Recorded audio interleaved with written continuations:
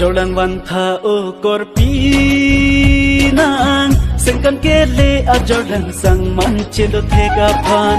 boche son se me aphan thamkhe a veji aphan arnam pharo ana phan hirju me nang hang tile kanglang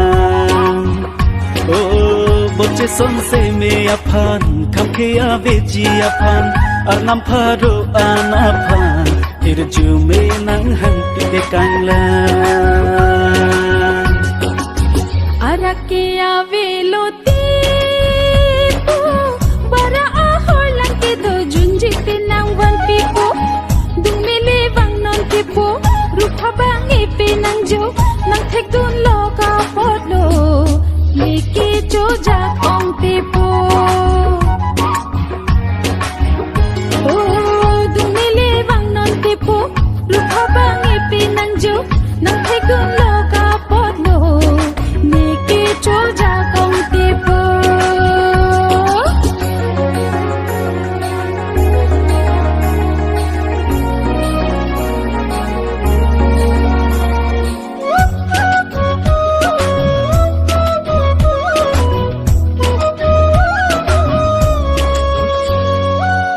dung mê nắng pe chết thana o copy char nam nang chu càng joy la sang man lo apor lo na chik thik lo manang sang man chelang tu nang phi nang khan de nang eng vai mo ke me to boy khai ranang thar khinde are rinang mandat na mong ve aloban junek junogrite nang kini hachia jang nang sia hok ne tipo apor sing kring nang chilo nang jui thurai non tipo nang long si nang dun jui po sang man nang churai nyak nilo oh apor sing kring nang chilo nang jui thurai non tipo nang long si nang dun jui po sang man nang churai nyak nilo